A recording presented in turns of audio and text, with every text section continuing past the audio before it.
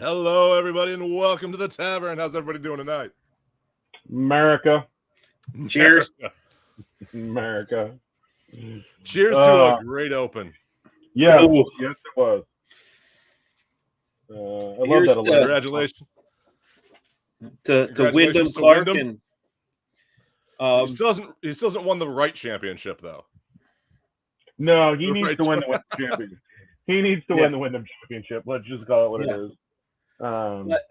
the fact that he made more money winning that than he has in like the last 6 years. No, he's won $5 million more since winning at Wells Fargo and yesterday than he won in his entire career, actually. Yeah. Yep. I mean, I'm mad at him. No. No. That was a heck of a finish. That was a heck of a. And can we? I know we're going to get into it is. this. I know we're going to get into this, but do you think Odyssey is going to make enough on that putter from the sales? Have you seen the eBay sales lately? for that Right, putter? I did see those. Yeah, Yeah. It's ridiculous. Well, his First off- putter stayed good. Ricky's everything in Ricky's bag went cold. Putting is what won it. I mean, we'll talk about that when we're coming up here. Yeah. So, but before we get into the open, we're gonna change things up a little bit tonight. We're gonna start with next week's tournament. Yeah. Elevated event, the Travelers Championship. I love it that when they have is this the one where they have the umbrella green that they people chip to? Yeah. I'm gonna go on the drinking game for Greg. I grew up going to this golf tournament. I have not been inside the ropes here, so I will say that. But I grew up going to the Travelers. It's a great, cool event. A lot like Phoenix in that they don't limit ticket sales, so they in Phoenix tend to go back and forth as far as attendance. They're usually the top 2 attended events. Really cool atmosphere on the 18th green with some huge stadium grass seating for everybody to sit in. That's still a drink. Yeah, thanks, Brad. Brad is the keeper of the rules. Thank you, Bradley, for being the keeper of the rules. But no, Bradley is the official drinking team of the Golfing Desk Tavern. He's the commissioner. But no, it's a really cool event. I'm glad it got elevated. I think it's a event that has been popular amongst the players for quite a few years, and that the players always get treated well at this event. So like, we all know players get swag bags and stuff when they show up for events. This one always included like Ruth's Chris gift cards, because obviously tour players need gift cards to go to Ruth's Chris. I mean, I don't know. I mean, I feel like they make enough money that Ruth's Chris, they don't need a gift card for it. But I mean, if you're going to give me one, I'm going to go. So let's go. I don't know. I could pick some guys down here at the bottom. Kurt Kitayama may need a gift card to go to Ruth Chris. No, he doesn't. Kurt Kitayama won. Kitayama doesn't need Yeah, he doesn't need anything. He won Bay Hill this year, homie. Yeah. So yeah, Kurt Kitayama's not. He's already won an elevated event. So he's doing well this year. Yeah. I will say a friend of mine and a guy that I've played a little bit of golf with is actually a past champion here. Champions Tour player Ken Duke was his one official win on the PGA Tour. It was at the Travelers Championship and in a playoff, hit one to like an inch, nearly jarred it from the fairway to win. So always like going back and looking at that. That's always a cool one. And congrats to Kenny for getting a win on tour. So, but yeah, no, it's a really cool event. And now that it's elevated, funny was we were commenting before he came on the air tonight. Jordan's not in the field this week, and he's a past champion there. Yeah, I find that odd as a past champion. Name dropping Drake. But I find it odd that I think that being a past champion and being an elevated event, I would have not expected him to skip this event. Well, he may just not want to get on a plane and crisscross a little bit and, hang out in California for a little bit. Well, I also wonder how much of that wrist injury is still like bothering him, because you're not going to miss the Open unless you're like, it's really bothering you. But if it's still lingering there, well, I can see you sitting this out. Technically, he missed the Open. So, he played, he was there. There was a physical presence of Jordan Spieth at the Open. And Eric, good evening. And yes, 100% agree. Yes. And they say he played. I think he fell hurt. Yeah. So I think the boys need to get back together and just take a break between him and Jordan and Ricky, even though Ricky's playing really well right now. listen, And here's the problem get Max Homa and some rosé in there, and those guys are going to be well, great. I can't get Smiley off the air though. Smiley on golf coverage is like, I kind of like it. I'm digging it. Like, I mean, the next thing Smiley's going to end up doing, I feel like on golf coverage, we're going to have a Anthony Kim interview at a PGA Tour event with Smiley. I feel like. So is Smiley the new Nota Bega? Nota Begay? Yeah, Nota Begay. Sorry. Is Smiley Nota Bega. But Nota Begay isn't. I feel he's replaced Nota Begay at this point. No, he replaced.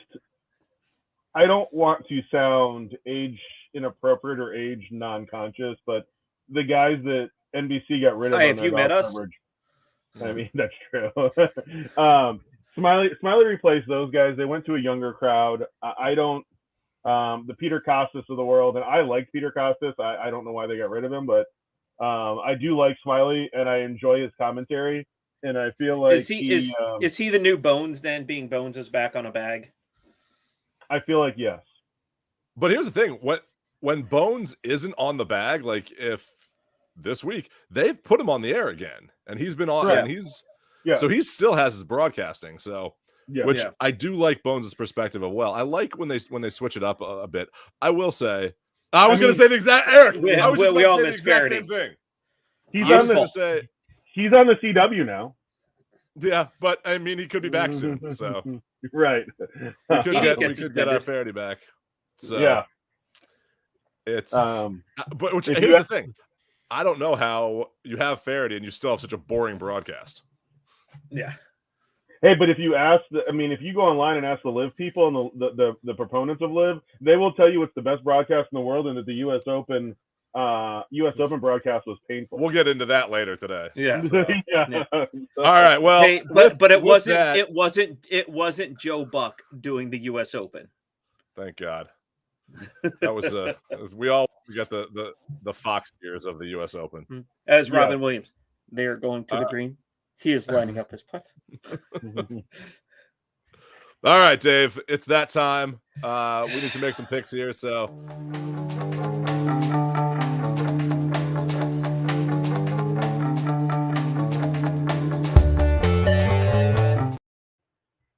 Dave's got music now. Dave has his own. Dave's got his own intro now. So, just so we've gone over the rules here a little bit. None of the three of us can pick the same golfer in the course of the month unless there is a major event being played. So we've talked about who we can't take, this week. And so our odds coming into this week, it's kind of a who's who at the top. Your number one player in the world, of course, is sitting on top at Scotty at 6-1. And then Rory and Cantley are tied at 10-1 with John Rahm, and then Xander Schauffele 12-1 right there, followed by Victor Hovland at 18-1. So then those are your top bets this week, and then it's a pretty good field going down. Ricky Fowler 35-1 this week. His odds kind of took a hit after that last round yesterday, but there's anybody in this field right now all the way probably down to Harris English at 60-1 if he can find his clubs again, and everybody's favorite Canadian Corey Connors where's everybody's favorite linebacker dummy, Adam Hadwin. He is even in the field this week? I don't know if he's in the field this week. He may not. I don't think he's in the field. The guy we're not allowed to pick, Sepp, 150-1. Ooh. Yep. I'm allowed to pick him. You can pick him. No, we can't pick him because every time Steve and I have picked him, it hasn't worked out well. No. Yeah, no, and I've told Bob that I will not. I'm refusing. Yeah. All right. Well, with that, because I apparently for the last 3 weeks have been in a slump and can't pick a if I am like the jinx for anybody out there, I figured picking Homa last week at his home course Yep. would have been at least a cut made. Yeah, but I Greg, couldn't even pull that one off. Your last 3 cuts: Jason Day at the Memorial, Sam Burns at the Canadian, and Max Homa, all missed cuts. And of those, and here's the thing, I'm not picking homers anymore because I picked Jason Day as a homer, he got cut. I picked Max Homa as a homer, he got cut. I didn't pick a Canadian, surprisingly enough, and I should have. Yeah. That one did surprise me with you. That one did surprise me with you. Yeah. All right, Dave, you're in first place, so you've got the call. So I'm going back to the well on this one here. It's a little bit shorter course, and I think he's finally due to win on American soil. Tommy Fleetwood. Tommy Fleetwood. Oh, boy. Wow. Oh, wow. Okay. Tommy Fleetwood, 25-1. Tommy Fleetwood's about to become, for you, if he doesn't play well this week, I feel like that you have to put him on the same shelf as Sapp for you. Yeah, I know. That's true. Again. That's also true. Yeah. Tommy, he played a great round on Sunday. I think it'll carry over. So, being that I'm in second place and close behind Dave, I am going to go with a guy who does not have a finish outside of a top 15 this year. Scotty Scheffler, thank you for your pick, Greg. Correct. All right, well, you made my pick. You made my pick easy because I was going to take Scheffler as a safe pick this week. Yeah. But now I'm between two. I was going to take Scheffler as a safe pick and was thinking about it. Well, hey, look what happened last week when I took Brooks instead of you, and now he's taking. That's true. It's but I was between two people, and I really think that it's you know what? He played well. He's done well this year. Hasn't got a win this year yet. This could be the time. He's slow playing. I'm not going Cantley. I'm not going Cantley. I'm not going Cantley. I'm going Xander. I'm going Xander Schauffele. That's how I'm going Xander Schauffele on this week.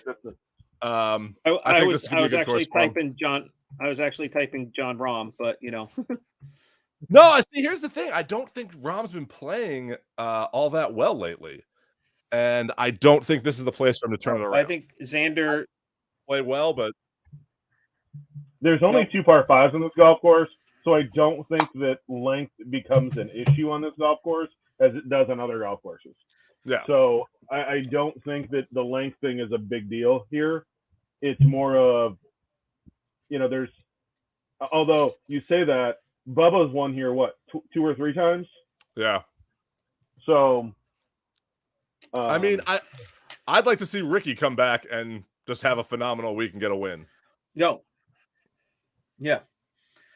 But what a class act by him on the green on Sunday, but we'll get into that. Let's go to happy hour now. I mean, let's just do it.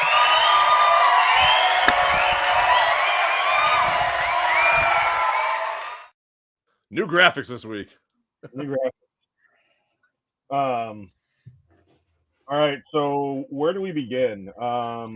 Let's begin with Wyndham. Let's go with Wyndham, and then we'll go down the rest of the list. That was a heck. Go ahead, Dave. Steady play.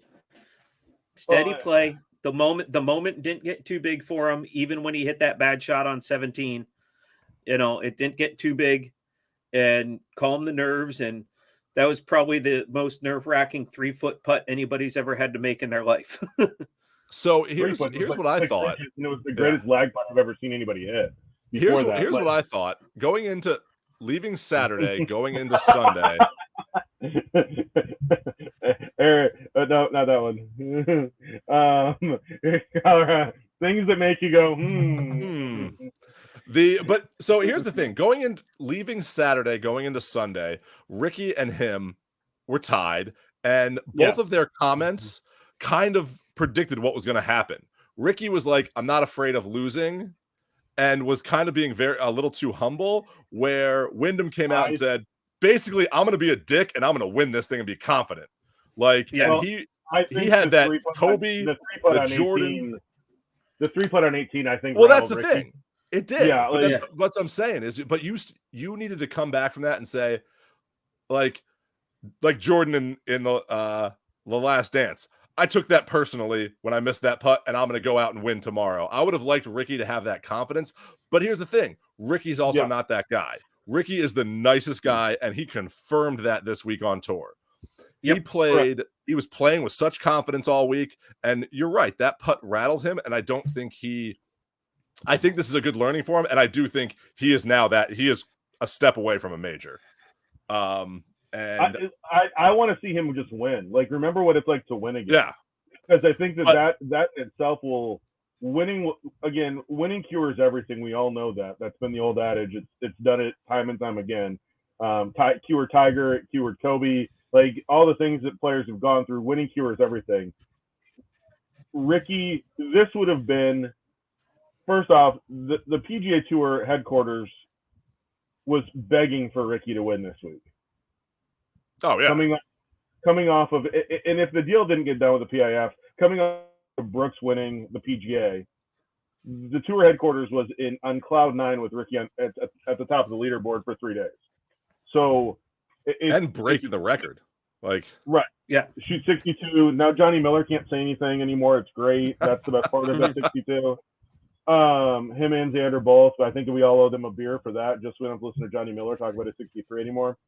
But I mean, I think when you look at the way the week happened, Wyndham Clark played steady golf. You didn't play yourself out of it when 2 guys shot 62 and took it deep. You just played steady. You threw some numbers up on the board, and you went out and got it. And you accepted the fact that bogeys were going to happen, and you had to offset them by birdies. Ricky led the week with birdies. I mean, the dude was a birdie machine for 3 days. He was making it was either birdies. Birdie or bogey. It was birdie or bogey. Yeah. Had he not made some bogeys out there, he would have ran away with this thing. Oh, he would have ran away. Yeah. This is there, but that was the thing about this course this week. It was and some of these players, and I have this for later, is like the players' reaction. You either loved it out there this week and your score showed it, or if you were playing bad, I felt a lot of players were blaming it on the course.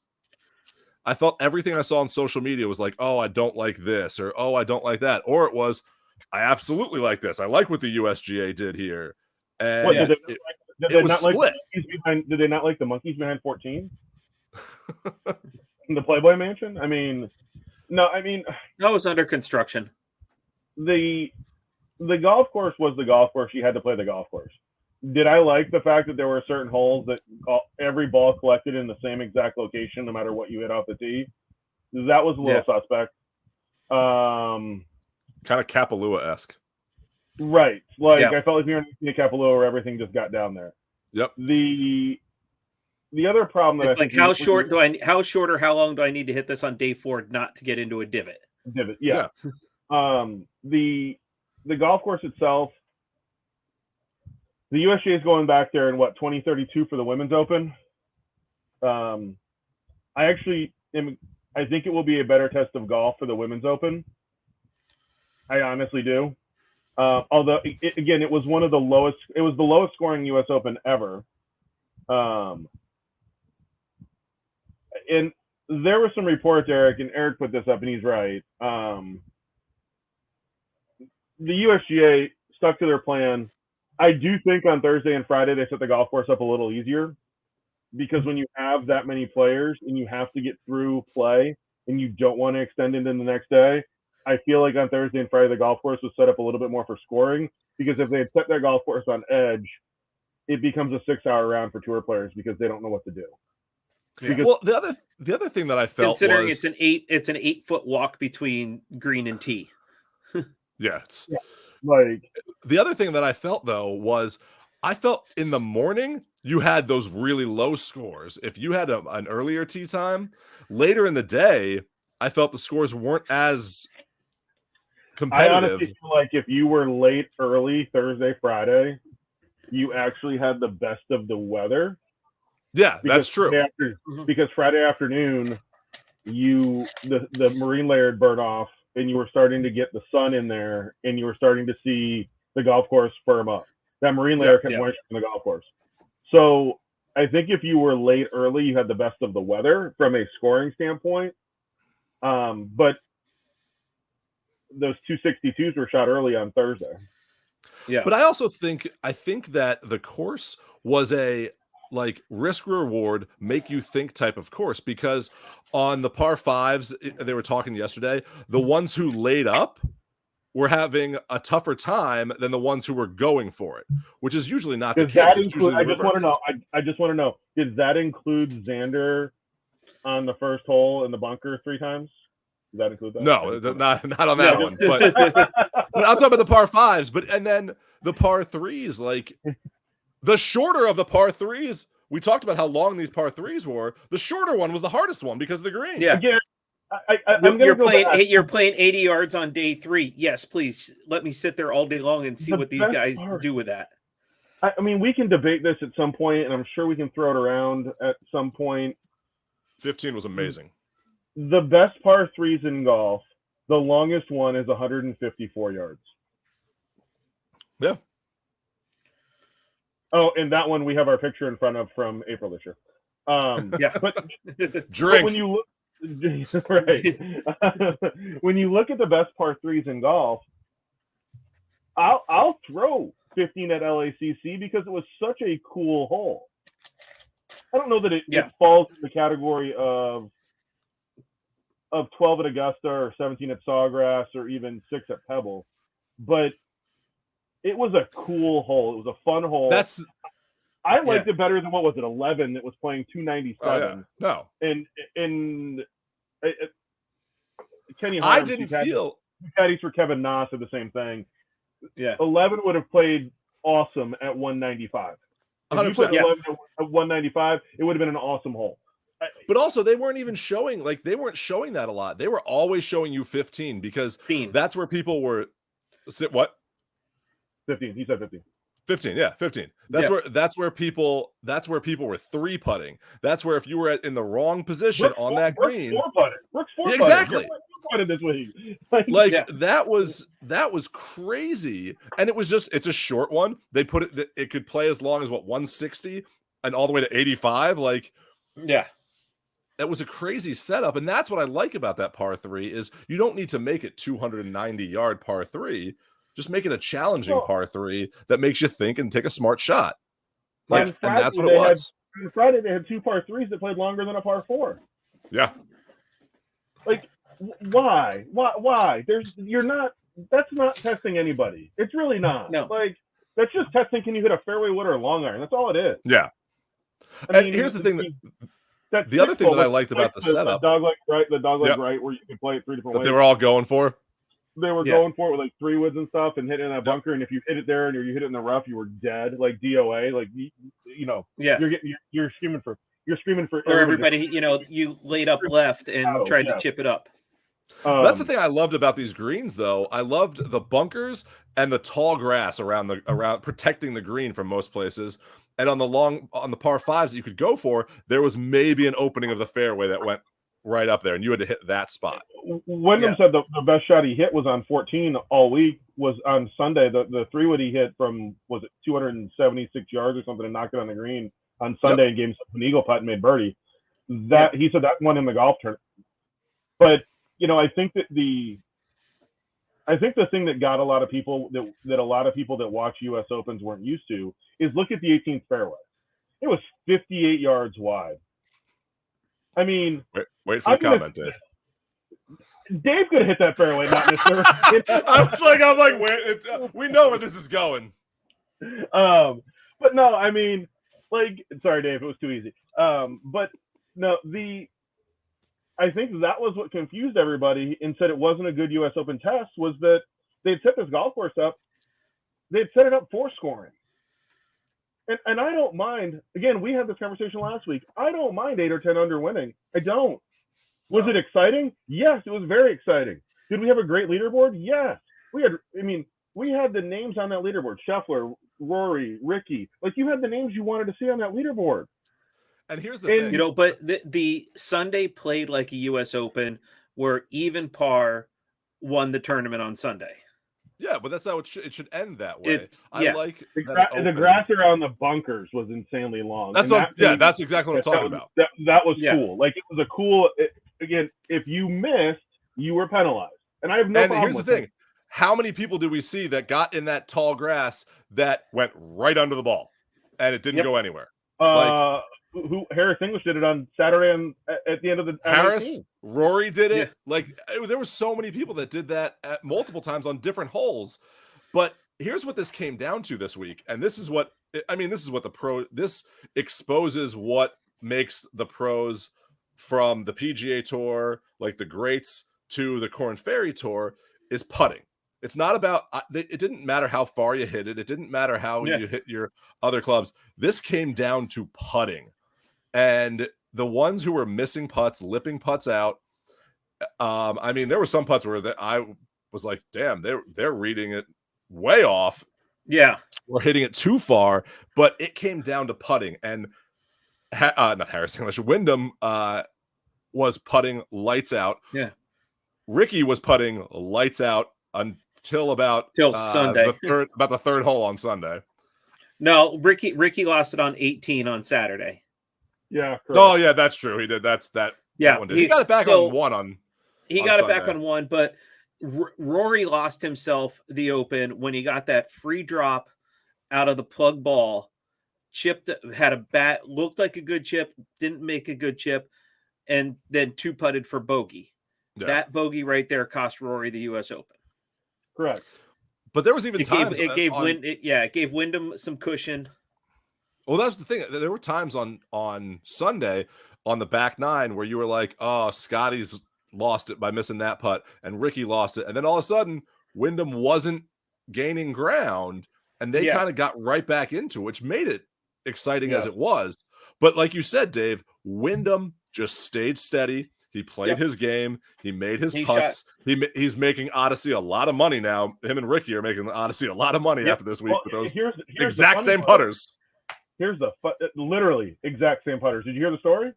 Yeah. Oh, Wyndham asked for Ricky's putter. And they said, what specs? And they said, his. I want his. Same grip, same everything. Yeah, Ricky shaved an inch off. Ricky shaved an inch off the putter. Wyndham shaved an inch off the putter. And they both. And here's the thing: this came down to putting, and those two were the best putters this week. Yeah. And did you know where both of them went to college? Oklahoma State. Oklahoma State. Yeah, Oklahoma State. Yeah. No, Wyndham went to Oregon. Yeah, Wyndham's Oregon. Yeah, only Wyndham went to Oklahoma Oregon. State. His coach was his caddy. Nope, Wyndham went to Oregon or Oregon State. Yeah. He might have went to Oregon State, but it wasn't Oklahoma State. Yeah, it wasn't Oklahoma State. But hey, you got to give Ricky class act on Sunday on the green. Wyndham had his moment. Ricky came up, class act, hug, the words he said about his mom and everything else. It just Ricky's the guy we all tried to will him into the Masters. Well, and you know what the disappointing thing is? We've tried to will him a lot this year, and none of us picked him last week. Hold on. He has willed into the Masters after this finish this week, though. Yes. Yeah. Top 5. He will be there next year. He'll be at the Masters. And I went back, I looked at my email. It was July 20th that I got the email last year. So we got about a month to wait to see what happens. See what had happened was. Dave, if you win again, this is ridiculous. Yeah. But I've talked to a couple people, by the way, that have won tickets through that. And just FYI, they've won multiple years in a row on the drive when they win. Yeah. So Dave, we're counting on you. We're rooting on you. I'm taking Greg and my wife this year. Wow. He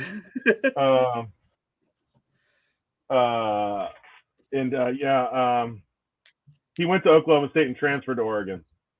Thanks, there you go. Yeah. I'm about to say he finished at Oregon because I just looked it up. I vote for Dave. The Dave. But no, the Dave. So let's talk about the this course and this tournament. It was the third time that we've had the PGA and Live living together, and I felt like that was now over because of everything that happened the week before. Like, well, it didn't feel like there was any. I'm going to be intrigued to see what happens. Was it the PGA call or was it an NBC call? Dustin's paired in one of the final groups on Sunday. How many shots of Dustin did we see on? Now, granted, he didn't play great, but how many shots of Dustin did we see on Sunday? Well, we were watching this and we were talking this whole time, the three of us, and Steve brought up a good point. DJ didn't do anything. There wasn't anything to show.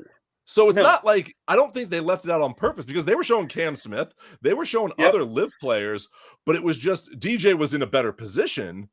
Yeah, but he wasn't. He just didn't do anything. Yeah, he wasn't doing anything. So it's like he was playing Greg's favorite type of golf: furs and gurs and 2 putts and get out of here. Like, furs and gurs. It was boring golf. Like, what? Best type. You know, and go back to an article that I sent both of you today, where Liv came out and had a comment about how come they kept showing Jason Day and not Patrick Reed. Oh my God, that was. And the comments in that Twitter section, if anyone's bored and they want to go to Liv's Twitter page and look for the comment on, I think it was Friday, when they were commenting on why they weren't showing Patrick Reed and they were showing Jason Day. And the comment section is exactly what you would expect it to be. And here's the problem. Like, I feel like they showed Phil a lot on Thursday and Friday for a guy that missed the cut and didn't really play well. Yeah. He played well Thursday. And then he just the Phil storyline makes sense because that's his last one. That's the one he's never won for the career Grand Slam. Yeah. So that storyline made sense. But no, I think that do I think they shied away from Live players this week? No, they did not. They did not. But I think they did shy away from like Patrick Reed, who like has been caught cheating on tour before, who wasn't really doing anything much out there. They did show him a few times, like they showed a few shots, but it was the same thing. It wasn't anything that was flash in the pan. I feel Reed has been more subdued since he went to Live. Like, he's not this outlandish, obnoxious person. He has to play by the contract that he signed. Exactly. Yeah. So that's why I don't think he was rules in his contract he can't do. Like, and I'm hoping they put a rule in his contract that he can't cheat. Like, come on, Patrick. And I love how all of this was the only person that they defended. It was Live Nation, Live Golf Nation was just complaining about Patrick Reed. So, like, why are you focusing on him? Okay, so here's my question. Is that Justine's new burner account? It's Greg Norman's burner account. It's Greg Norman's burner account. Okay. It's Greg Norman's wife's burner account. Okay, cool. At it's the end of the day, there wasn't, Brooks wasn't up there. The guys that you wanted to see from Live Golf, outside of DJ, just weren't at the top of the leaderboard like they have been at the Masters. Where it was just kind of everybody. I feel like Brooks, the course got in his head. Like, he just hated the course, and he flat out said that. But he's like, this is a great course for one round, not for the U.S. Open. So Liv had 2 players in the top 10. Cam Smith finished 4th. We saw a lot of Cam. Yep. And DJ finished 10th. And I feel DJ, you saw at times, but then like when we were watching Saturday evening, it was we said to each other, you're not seeing a lot of DJ, but also his score never moved. He just played boring. He played par. And then Bryson, Sergio. Bryson was top 20. Bryson finished 20th. Yeah. Where did Brooks finish? 17. Okay, no, I'm sorry. You're right. It was Brooks at 17, Bryson at 20, Sergio at 27, Joaquin Neiman 32. Was Sergio the highest finisher that got qualified? In through the play-in, through the qualifier? No, Naruto Nagano finished 20th. I think he came in from the Asian qualifier. Yeah. Nick Hardy and Jordan Smith, I don't know how they got in either. But Can we also talk about Tom Kim's 28 or 29 on the front nine on Sunday? Dude, that was ridiculous. Like, all of a sudden, there's a text message. Tom Kim's on 59 watch. What? Well, that was the thing. I was watching that, and when he got to the back nine, and Rob said this a few minutes ago about the course. The back nine played so much tougher than the front nine, and I feel you saw a lot of those really low scores on the front nine.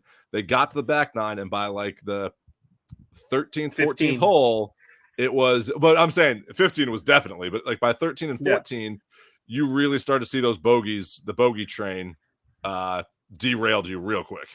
But I would like to say thanks. I did pay out on the hole-in-one bet this week. The best reaction for the hole-in-one was the past champion, last year's champion, where he didn't even realize it went in. Yeah.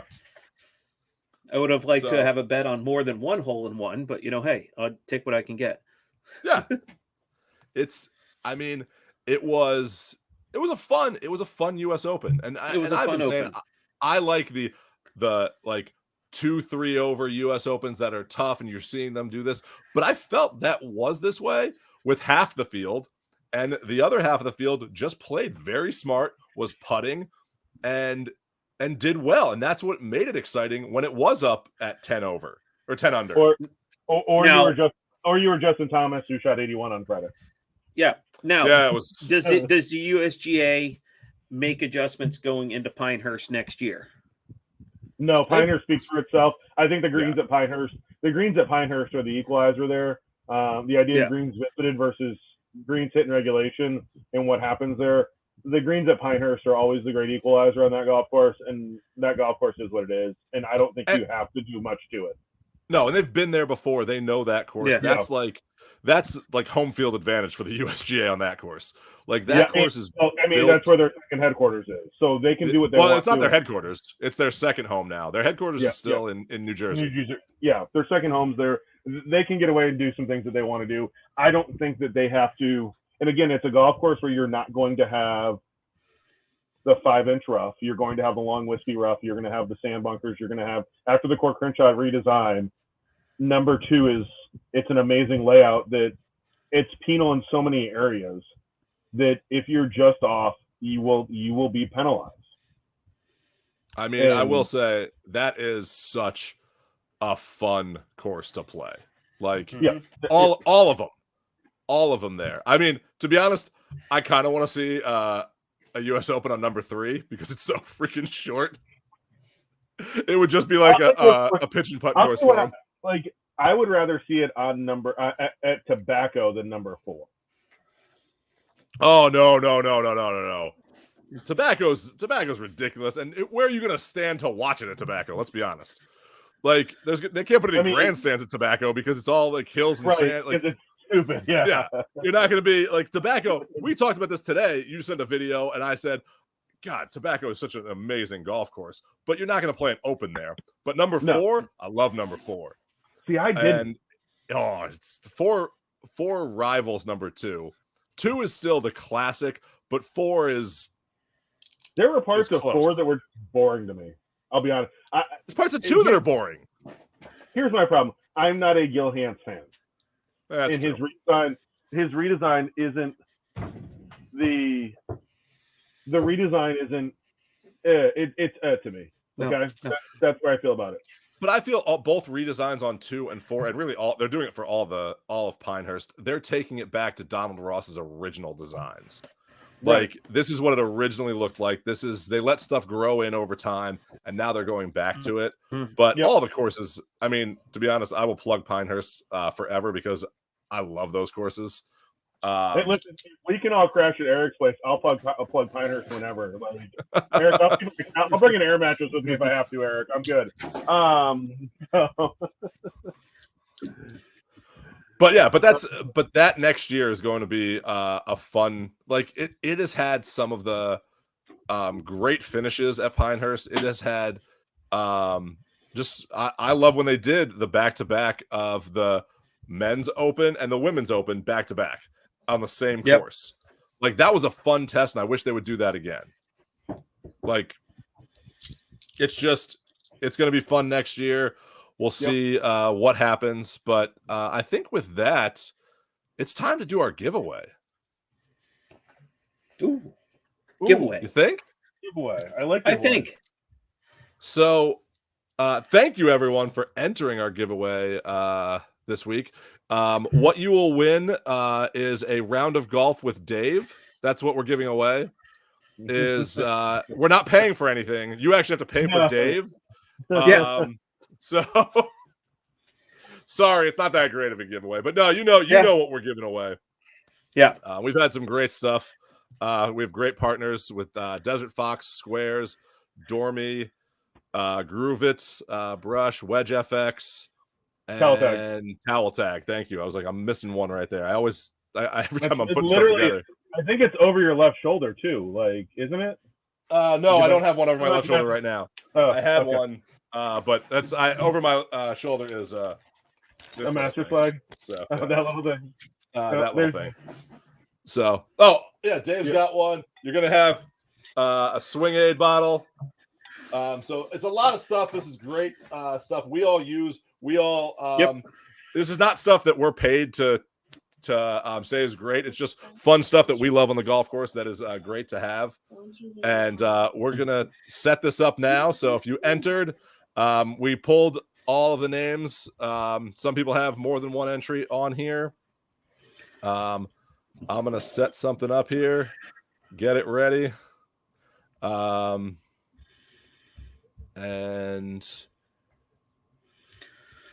here's how we're gonna do this.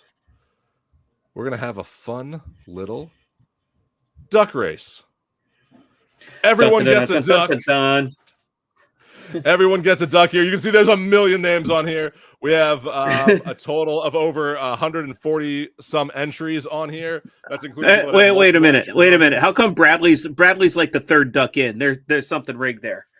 There's Bradley's got some ducks on the pond, so it's for the 123rd Open. We're gonna do 1 minute and 23 seconds here.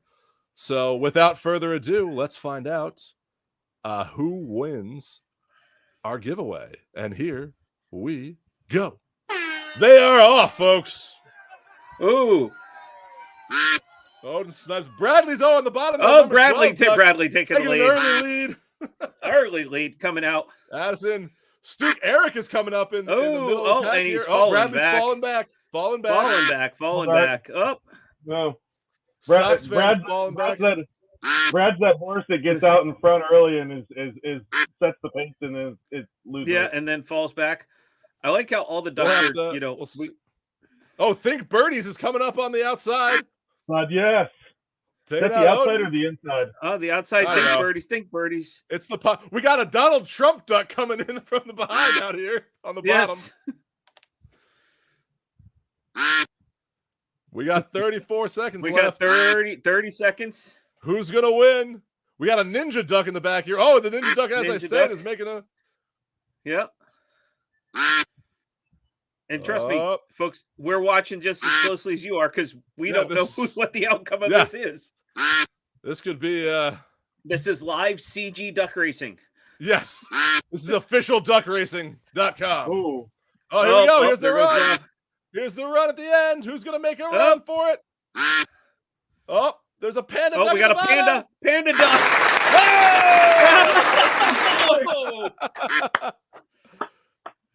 Oh, Snipes. Snipes. He's commented on a lot of stuff on our page. That is our winner. Duck number 95 in the race here. Yeah. So congratulations. Is it best 2 out of 3? Should we race again? No, I'm not. That was a long race. Race again. So congratulations. You are the winner. And we will get in contact with you I'm messaging him on Facebook right now. Perfect. Yeah. On Instagram right now. Perfect. So congratulations. That's a great package. Thank you to all of our partners that gave stuff for this competition, and we'll have another one soon. So and everybody that still cracking in my ear. Hit the button, Like, click, and subscribe. Thank you don't for forget to all like and that. subscribe. Ooh, I just got a giant cookie delivered to me. Oh, nice. Was that Will or was that? Hey, Will, where's mine? I want some ice cream on mine too. Yeah, now I'm jealous that Oh, wow, that was a really good cookie. Don't have a cookie. So, with that, no, you have ice cream. So, with that, I think it's time for our smack of the week. I'm going to enjoy my. I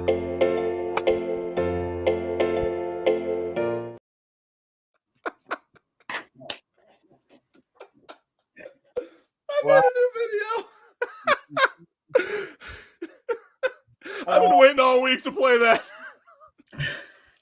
Hold on.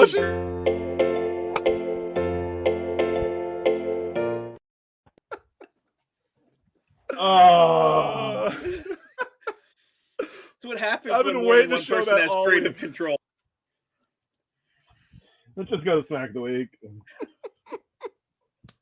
Yes, sir, we have a range. It's mats only today. Do I think the mat affects the ball flight?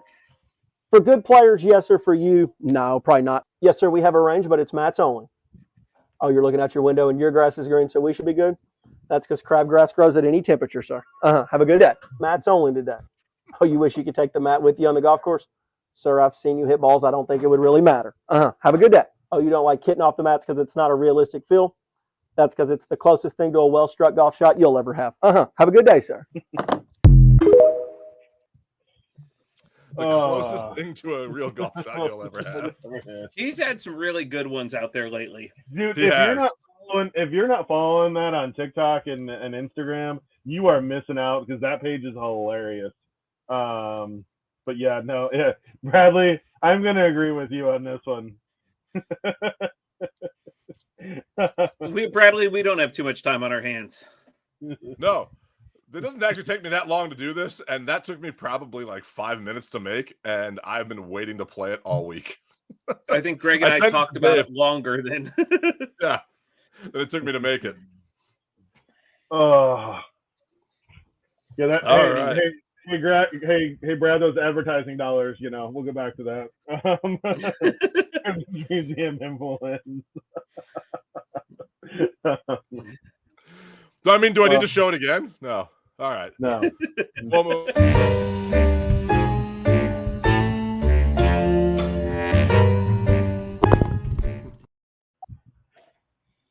All right. Last call, everybody. What do we want to talk about today in last call? It was a big week. We've talked. The Open was fun. We got the Travelers coming up, and I don't know that I want to open the rabbit hole. What rabbit hole you want to open? The bourbon or something to discuss? Oh, I'd open the rabbit hole bourbon. I mean, Derringer might be the best bourbon in the planet. Like, no, that's open for debate. Rabbit Hole Derringer's up there, dude. Like, that one's pretty good. Like, yeah, you should have made the snack of the week.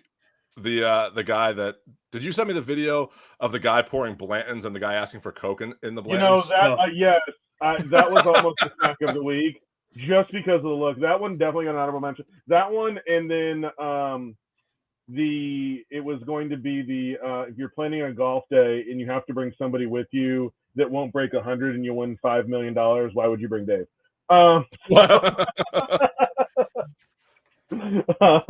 Right, Eric. Yeah, Eric, if I had your phone number, dude, I would text you this TikTok of literally this guy ordering Blanton's and Coke. It's unbelievable. I'll send it to you. It's the bartender is just the best reaction ever of the guy. He's like, wait, you want Blanton's and Coke? Like, he tries to correct him like 3 times. Like, and he even says, like, I can't do that. Like, that's not allowed. So, All right, so let's go. Yes, in that Blanton's video, you can see the moment he leaves his soul. That is true. I said it to Brad earlier this week. So, let's go. Topic of conversation for last call. Well, do we want to talk, because we talked about this earlier. And this was a big topic of conversation, was at the US Open, it was a smaller venue this year, so they really had to limit tickets, which made it tough. But what they did, I thought, was pretty cool about having a party area across the street that you didn't need tickets for, as basically a kind of a watch party. Yeah. But I think you miss out, and this is just because they wanted to have it at LACC.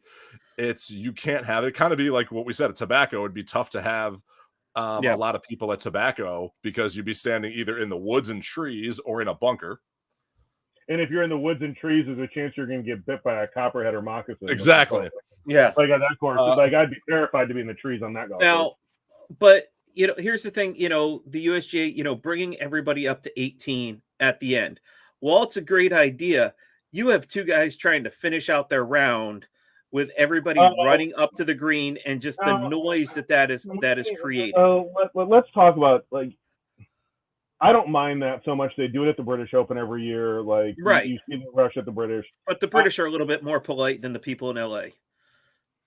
I mean, you're not. I mean, but hey, there were some Canadians that were on our show 2 weeks ago that were actually there on Sunday as well. So they're polite. They're Canadians. Yeah, they're Canadians.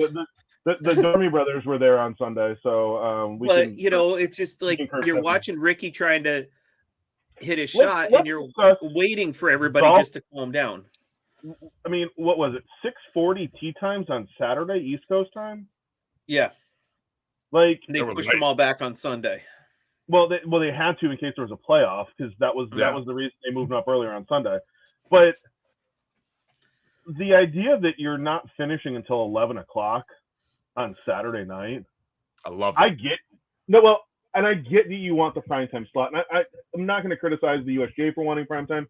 I'm not, but at some point, what if we finished at 10 o'clock? And I mean, would it have been better if you finished at 10 o'clock? Even if you dial those guys back an hour earlier, and they tee up at 5:40, so you're done at 10 on the East Coast.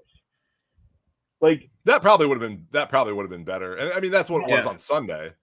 I mean, I'm not going to complain. We had golf all weekend. Like, you could pull up a channel on a TV, and any TV that anybody owns now, whether it's Peacock, USA, or NBC, or the Golf Channel, and you could watch golf 24/7 and have a blast with it. I will say, I loved how Peacock or NBC had the coverage. You could watch it on Peacock, you could watch it on TV. Like, I absolutely, Eric, this is just because you want to go to bed by 9 o'clock. So, I mean, I don't mind the 10 o'clock, and like the baseball games that start at 7 and at 10, like why have they moved Monday Night Football back from the 9 o'clock kickoff? Because it went till midnight. Like, at some point, golf at 11 o'clock at night, like, I'm okay with that. But the coverage was great, and that's hey, Eric. It's 7 minutes till your bedtime, by the way. we'll try to get off. We'll try to get off by 9, so we can get you all to. We know our audience. We know. Get y'all snuggled in bed. Yeah. I'm like, wait a minute. It's only. Oh wait, I'm in the Midwest. But no, I think it's going to be tough to go back out there for this crowd, for that. Like, I think that they're thinking like 2030 something is the next time they'll go out to LACC again. It'll be interesting to see when the women go out there for it. But I'd rather have them go to the Rev. Like, let's go to the that's Rev. what I'm saying. Yeah. Go to some place that you can get the fans, get the crowds. I mean, the 18 at Riviera, coming up 18 at Riviera with the gallery, with the big mounds, like, it's an amazing finish with everybody there. Yeah, I don't feel you had those galleries, even watching on TV. Like, we went from the Canadian Open, which had some amazing, like, ruckus crowds, to the U.S. Open, where I felt it was more subdued this year from the crowd standpoint. Yes. Now, so here are your future. When's Bethpage again? Like, because that's a whole. It's not on the list. No, I looked at the list like that Dave's about to pull up. It's not on the list. The Los Angeles, the LACC is 2039. Pinehurst number 2, 24, 29, 35, 41, 47. Oakmont 25, 33, 42, 49. Shinnecock in 26. Pebble 27, 30, 32, 27, 32, 37, 44. Wingfoot in 28. Marion in 23 and 50. And Oakland Hills in 34 and 51. Like, we're talking out to 51. I can barely think about next week. Chris, I think that is pretty funny. Move to Hawaii and we have or they just have really early tea times. 29 in Pinehurst as the double, men's and women's. Yeah. Yes. Bring it back. That's what I thought. I got the poster over here. Yeah. But I mean, that's but it was interesting. I think all in all, coverage and crowds, I think it was great. Like you started off and we kind of tangented off that, the freebie area next door. I got the College World Series on right now, and I was there last year, and they had, kind of Baseball City set up next door to it, which was a free area for that. And I think that's just great for golf fans. You don't have to go to the course. It's great to be in the US Open and walk around, but just to be around other golf fans watching golf is what's really amazing. You bring up a good point, Dave, because that's something that a lot of other sports do. Like the Super Bowl has a party that you can go to, like has a day for wait, hold on. Steve, how was the Super Bowl party? It was lights out. It was lights out. There you go. If you want to know which one he went to. But they have these parties that go along with these events. Yeah. That make it exciting. If you watch any of the NBA finals lately, like we have John Daly at Hooters during the yeah, that's true. They have all of these fan experiences outside of the arenas that people can go cheer on their team. Like, well, look at what happened in Vegas for the night they clinched the cup and the party they had outside exactly the arena.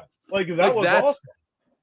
That I think this is something that I think the USGA did very well, that they could add to other tournaments, because here's the thing. I'm still going to buy a ticket to go to these events, but you know what? I'm probably also going to show up over at that party too. And if I couldn't get a ticket, I'm going to show up at that party. I'm hoping I'm going to spend an extra day in that town, spending money in town. Winner, chicken. There he is. There he is. Congratulations. You went a round with Dave. You get to pay for a round with Dave. Kiss to me, Oaks. This is Eric. This is true. There aren't courses that are made for this party, but you can have something. Because Eric, here I'm gonna give you a perfect example at Pinehurst. If you did like in that downtown Pinehurst area, like you closed off the streets there, or you go to the Pinehurst Brewing Company and in the parking lot in that area, you put this party together, that'd be ridiculously crazy. I'm gonna say something crazy. I'm gonna throw this out there because we've been there. What about the road that leads from the Carolina to the clubhouse? Oh, that would be. And you did a block party. Yeah, because then anyone's staying. To be honest, it's the players and the media that are staying there. They're going to walk anyway, so you don't need to have the road open. But like, there's some areas that you could do it on. And here's the thing, honestly, at Pinehurst, you could do it on one of the other courses. You could do it. Like Bay Hill uses the other courses for parking lots. Yeah, exactly. Yeah. Block party, but no one can get there. That's parking. But that's the thing at all these US Opens is you get bussed in.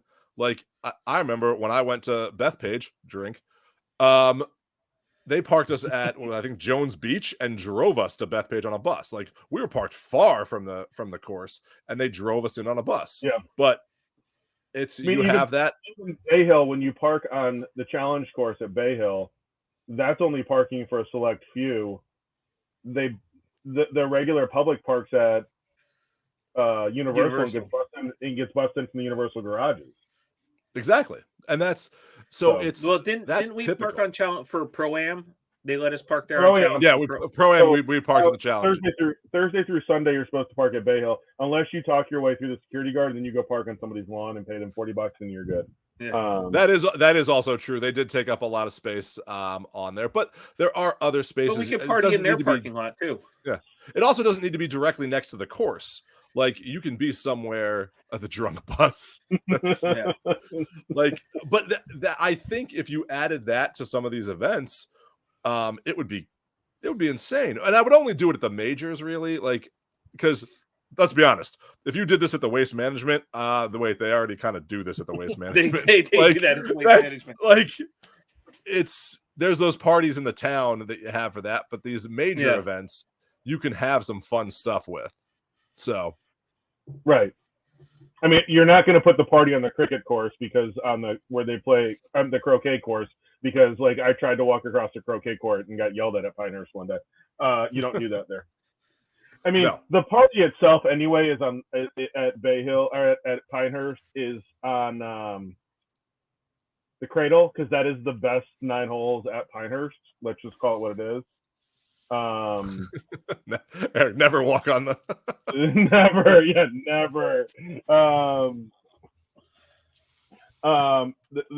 The Cradle to me is still the best 9 holes that any. I'll be honest, it's Gil Hanse's best 9 holes of golf he's ever designed, as far as I'm concerned. I'm not a Gil Hanse fan. We've talked about this before, but like, and I still have yet to play that. I've played all but number 5 at Pinehurst. I've played all but number 5 at Pinehurst. And somebody has not been there. That's unfortunate. Eric, you haven't come to the Cradle? No, we've played all day. We haven't been able to get on every time I'm there. Every time I'm there, it's been packed. Like we haven't been able to get onto the Cradle. That's the problem. The Cradle is the most. I'm going to be. The Cradle is actually, to be honest, the one thing better than the Cradle is Glow Golf in Eric's backyard to the green that's behind his house. That might beat the Cradle. Okay, fair. I like a good Glow Golf. Don't get me wrong. Oh, we tee off from his patio. And it is a phenomenal game. I mean, it's $50. You can play all day. You can play in the morning. Go have lunch at the Deuce. You get to go. You back. play barefoot. Like, you play barefoot if you want to. Cradle. And it's the one place you can play with a T-shirt because nobody cares. You can wear a T-shirt there. Like the new bar at the Cradle is legit. The Pine Cone. The Pine Cone is legit. Like that's it's legit. Like the best golf bar ever. Yeah, I think the only one that might beat it is the bars at Sweetens Cove. Bring $50. What the bar off at number 10 on Robert Trench Jones Jr. in Hilton Head? No, that one is just Dave going to get drinks for us. That's all that. That's also just like a shack of a bar that's not on the course that you have to go through I feel like a hole in the fence that only you know about. Yeah. And if Hilton Head gets hit with another hurricane, that bar won't exist anymore. Like I feel like it's going to fall over. That bar has withstood everything. Yeah. That bar's never going anywhere. Yeah. It's like the old Tiki down in Orlando. Well, that bar did go somewhere. Yeah, it did. Yeah. It became a road. Yeah, unfortunately. It wasn't the Tiki. What was it called? It was the Tiki bar. It had a dirt floor. Yeah. It wasn't the Tiki bar. Yeah, the one on 192. It wasn't the Tiki bar. What was that place called?